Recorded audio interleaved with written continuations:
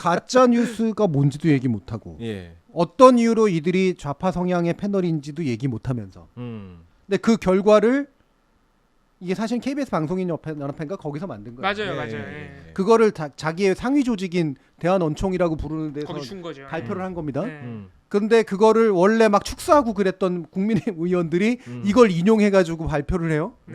좌파 패널이 장악했다고. 네. 네. 그게 객관적인 마치 증거인 것처럼. 아. 그리고 그걸 또 언론이 받았습니다. 그래서 기정사실화예요. 네. 제가 그래서 무한동력이라고 얘기하는 맞아요. 거예요. 네. 사실 이 부분은 객관적인 게 있을 수가 없어요. 원래 편파성이라고 하는 네, 문제나 네. 정파성이라는 문제는 그냥 정당 소속이면 그렇다라고 얘기할 수밖에 없어. 그렇지, 음. 그렇지.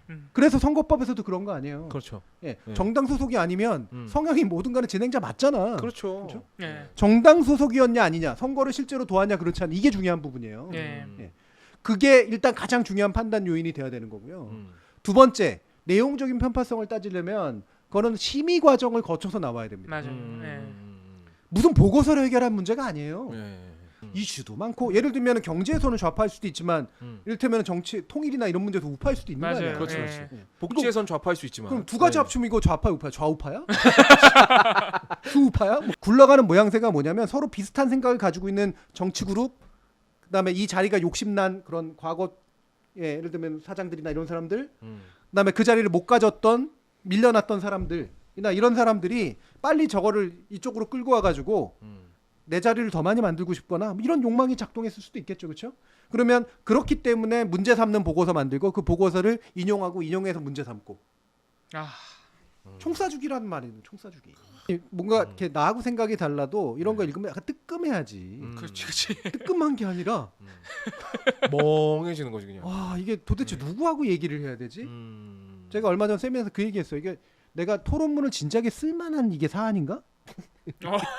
아니 내가 왜 내 머리 쓰고 내가 20년 동안 연구해가지고 이런 개소리에 대해서 답을 해줘주고 있어야 되지? 제가 개소리라고 얘기하는 게 욕설이 아니라 네. 불시시라 그랬잖아요. 네. 그러니까 네네네. 논리적으로 아무런 근거도 없고 아무런 설명력도 없는. 아니 논리적으로 뭔가 갖추고 있어야 근거를 가지고 싸우든가 하지.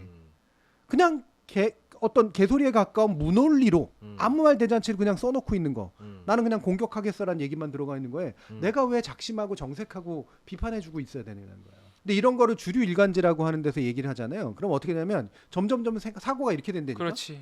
애초에 그냥 보수였던 사람들이 극우적 사고를 하게 되듯이 방송에 관련돼서 아무 생각이나 하는 사람들이 이게 마치 정책인 것처럼 생각하게 돼요. 공론장에 올라와 버리는 그렇지. 거죠. 한 가지 아이디어. 정책으로는 전혀 올라올 수도 없는, 이건 정책이 아니거든. 이거는 법을 폐지하는 건데 조직을 없애는 거고. 네. 예.